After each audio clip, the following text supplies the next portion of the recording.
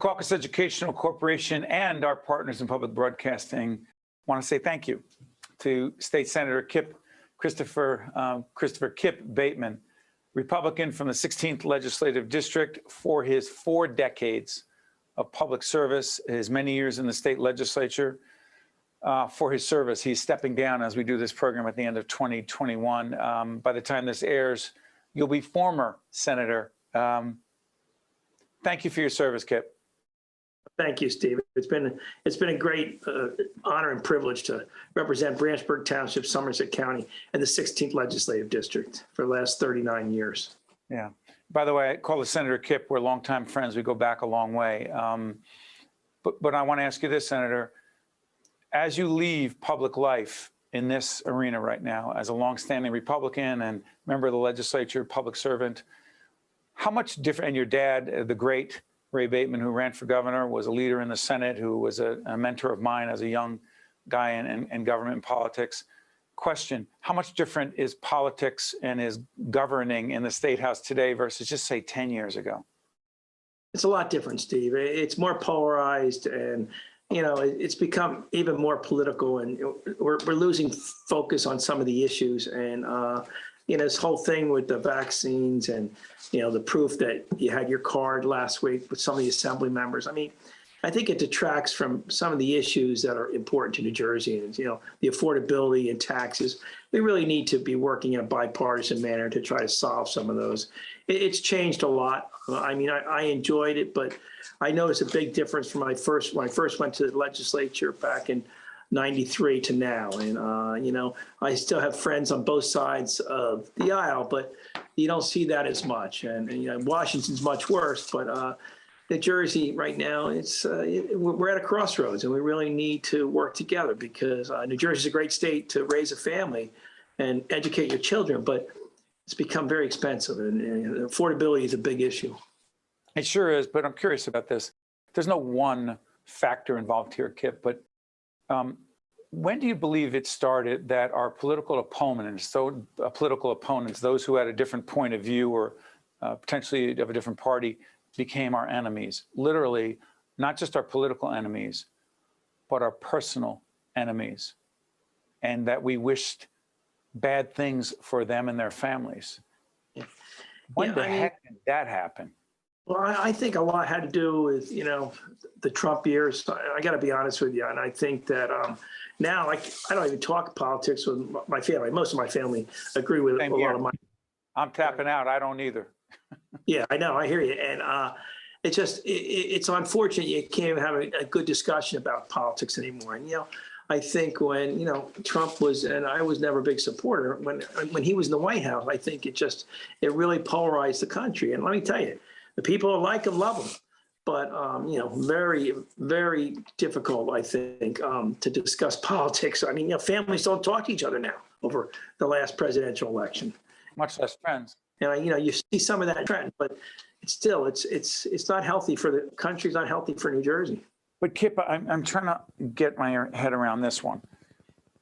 For moderate conservative Republicans like you, who I'm going to argue did not vote for Democratic presidential candidates a whole lot in your life, if at all, much less governors. Where is the place for a moderate/conservative, legitimate conservative Republican in a Republican Party that is dominated by President Trump and a very different brand of politics? Where is that place just in New Jersey? It's a difficult place, Steve. I got to be honest with you. And one of my colleagues in the Senate years ago, a couple of years back, said, you know, Kip, you're a moderate Republican. You're a dying breed in New Jersey. And you know what? He was right. I mean, the problem is, you know, you have the far left and you have the far right. I think most people are somewhere in the middle, but it's hard to find moderate Republicans these days. And, you know, in my caucus in the Senate, there are only a few of us. And, you know, and I respect the conservatives, but I just think that more people are like in the middle of the road. And it's just very difficult because, you know, the party of like Ray Bateman and Christy Todd Whitman and Tom Kean, you know, and to some degree, Chris Christie, you know, you don't see that as much anymore. And, you know, we've gone further right. A lot of the Republicans have gone further right. And, you know, I think that was one of the issues Jack had in the campaign. Jack Ciattarelli.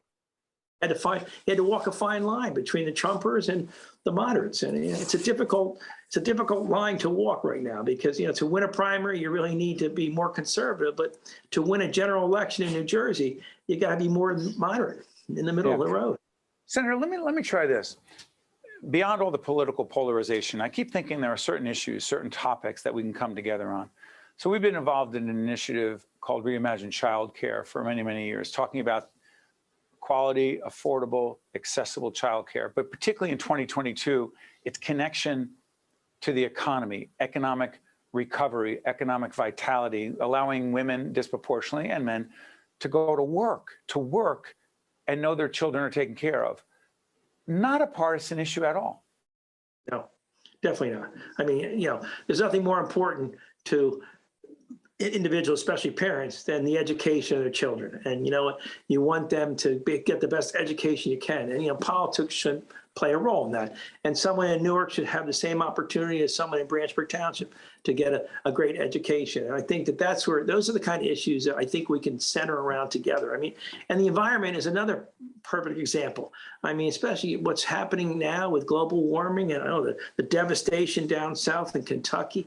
I mean, that's an issue that I found that, it's not a partisan issue. And I work very closely with Senator Smith and Assemblyman John McKeon and Senator Sweeney. Senator Smith, a Democrat who chairs the Senate Environment Committee. Go ahead. I'm sorry. He and I did several major bills. And one of the most important things that I did in the legislature was when we were able to pass on the ballot in 21 counties, so permanent funding for open space, farmland preservation, blue acres, historic preservation. It wasn't a partisan issue. It was an issue that was so important to everybody. And, it passed 2-1. And it tells you, and people don't usually like to spend money, but when they vote for something that's going to cost them money, it's important. And so those are the kind of issues that we should try to get together on behind. And what? I think to solve the problems in New Jersey, solve the problems in the country, we have to do that. And I think it's becoming. Keep a minute left. I hate to do this, but I'm going to do it anyway. What's the reason to be optimistic? So give me a silver lining. Come on, 4 decades in public life. I don't know anyone who doesn't respect your point of view. Silver lining, go ahead. I think that the majority of the legislators that I work with in Trenton and have worked with are there for the right reasons. Listen, there's always politics involved, but I think that the people who have decided to run for public office because they believe in New Jersey and they believe in a better New Jersey. And I think that at the end of the day, they can put the politics aside and try to solve some of the difficult problems. And I'm always one who's optimistic. The glass is always half full. So listen, I'm hopeful that it will get better in the future and that we can straighten this state out and make it more affordable. Because, I want my grandchildren to stay in New Jersey. I don't want them to leave. I don't want to leave New Jersey. But you know what? It's an issue that's important to everybody, affordability. So, Senator Christopher Kip Bateman, 4 decades in public life, 12 years in the state Senate. And as they say, once a senator, always a senator. And what's that?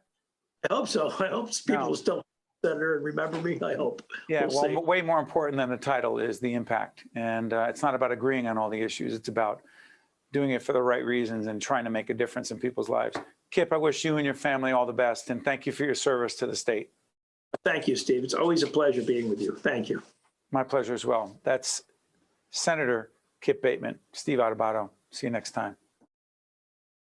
Think Tank with Steve Adubato has been a production of the CAUCUS Educational Corporation.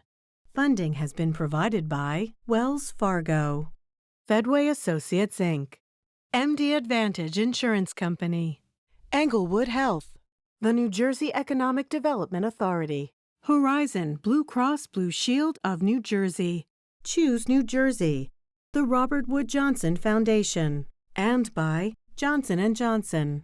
Promotional support provided by NJ.com and by Insider NJ. It only gets better.